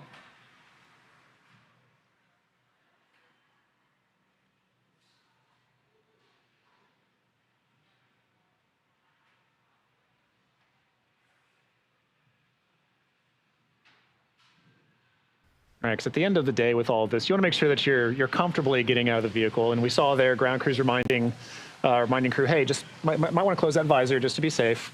And to watch their head as they're getting out of their seat. Exactly.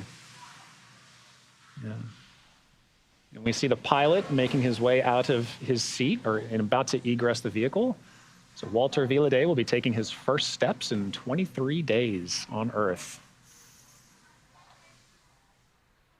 And welcome home, Pilot Villaday. As you can see. And we can see Walter coming out of Dragon, having some assistance from ground crews. Out of that capsule. Visor up. Awesome. And I do think I see a smile on that face.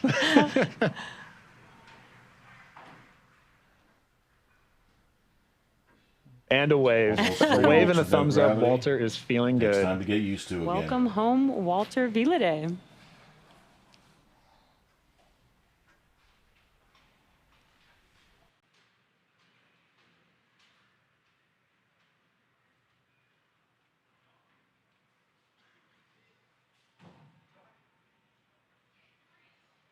Okay, we are preparing for the second crew member to be egressed.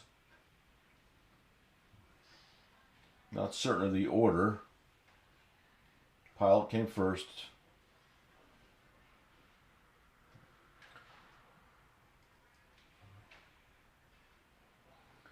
And after they are all egressed, they will meet with the medical staff, get a quick check over to make sure everything is fine. And then they will be taken to a helicopter that will arrive and get them back to shore, where they can be fully checked out, debriefed, and to meet again with their families. Again, congratulations to Axiom Space and the AX-3 crew on a great mission and a awesome recovery.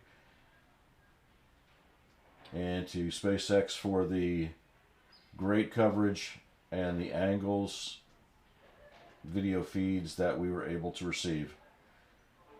Without that, it certainly wouldn't be as interesting nor informative. Harkening back to the old Apollo days that I grew up in.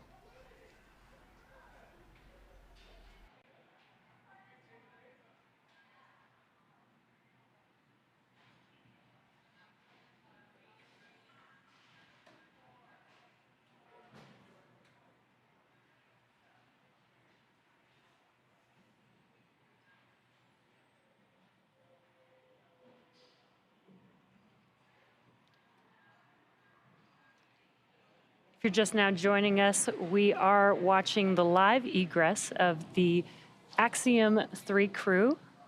And you can see that Marcus Want, our mission specialist coming out of seat 4, is getting ready to egress the Dragon Freedom capsule. This will be Marcus's first steps in gravity in 23 flight days, 21 days in space, and 18 days aboard the International Space Station. So we're taking our time and making sure that he is comfortable and making sure that he's going to be safely egressing the vehicle. Welcome home, Marcus. And again, visor up, and I think, of course, we're going to see Marcus smiling. Yeah, we are. Okay. There we go. Some waves. He's giving his wave. Marcus is feeling good. This is excellent to see. Crew's going to assist as we take those first steps back in gravity.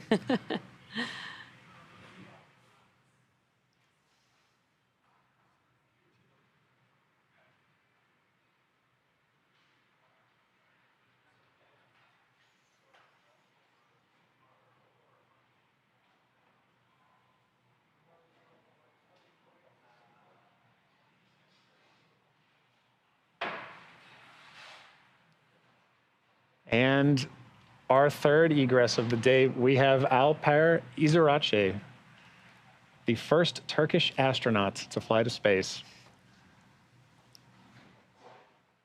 Alper is looking good. He's excited. He's excited. He's ecstatic. He's happy to be home. He's giving excellent smiles and a great fist bump there. I love to see that.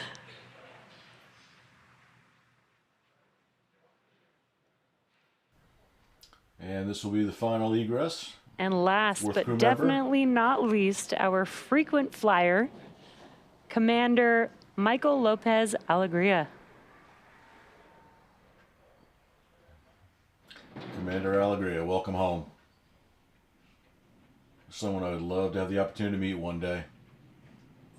And even with that frequent flyer card, MLA is no stranger to this maneuver, but he's also taking his time.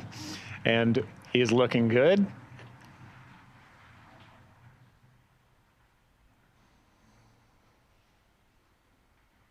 And welcome back, MLA. Excellent. It is wonderful to see all 4 crew members of AX-3 egress comfortably and safely out of the Dragon Freedom that they've spent their time in for the last 2 days, certainly, but also just a number of days on this mission. But they're looking good, they're looking healthy, and it was wonderful to see. So. Well, now that our crew are safely back home on Earth and getting the first checks by SpaceX and Axiom space medical teams, we're going to wrap up our live coverage of their historic return. AX-3 lifted off from launch pad 39A on Thursday, January 18th, and arrived at station 36 hours later. They spent over 21 days in space, 18 of those days on the International Space Station before undocking just over 2 days ago. And this morning at 5:30 a.m. Pacific time, they splashed down off the coast of Daytona, Florida. And it has been an amazing journey. So once their first medical checks are complete, they'll catch a helicopter flight back to shore, where they will transfer to a waiting aircraft ready to take them to Houston. While this concludes the flight portion of the AX-3 mission, much of the research portfolios that were performed on station will continue to be reviewed and analyzed over the coming weeks. So some of their studies will even continue over the coming days and months.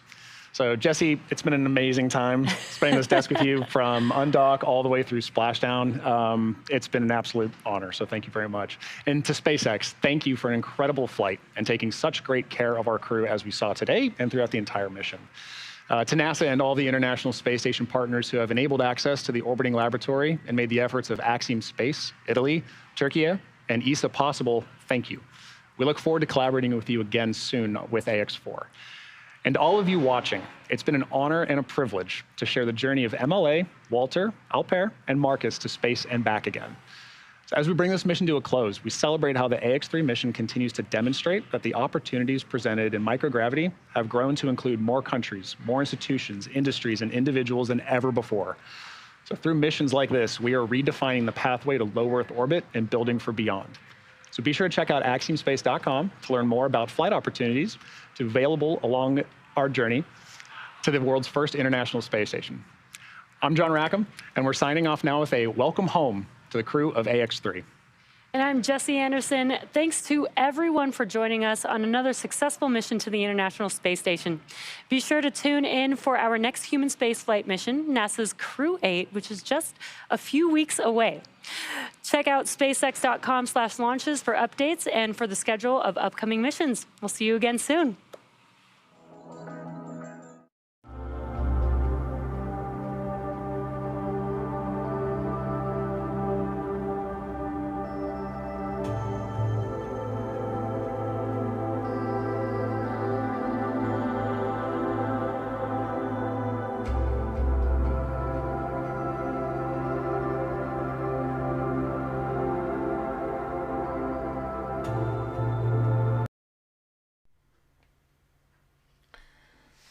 All right, folks. Well, that is it for today. Axiom 3 crew has splashed down, egressed Freedom capsule. Everyone seems fine. They're getting their medical checks now. They'll be heli-lifted off the recovery ship Shannon and be fully debriefed and then be able to meet again with their families, friends, and co-workers. So with that, we're going to end the stream today. I want to thank everyone that stopped by today to watch this with me. I appreciate your time. I appreciate the subscriptions. If you're not a subscriber, I'll ask that you consider subscribing. It all helps grow the channel and get us out there further so we can continue to have more people be entertained and educated. This is a great time we're living in. We're getting to see so much and experience so much. And every step of this is another step further to getting out into the solar system. Axiom is doing amazing things. They're going to have the first private space station. If you have a chance, go to their website. Watch their videos. They're doing some amazing things. All in-house construction. In-house for the everything right on down to the systems and the life support and everything else. So they're doing some great things. And them along with many other companies. But SpaceX is just knocking it out of the park. And we look forward to many, many launches and covering what they're doing.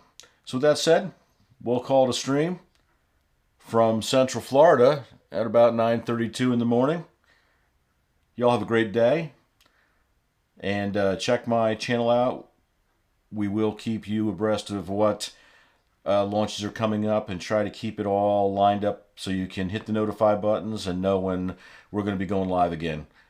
But thanks again, and look forward to seeing you at the next one. It's Papa D. We're out.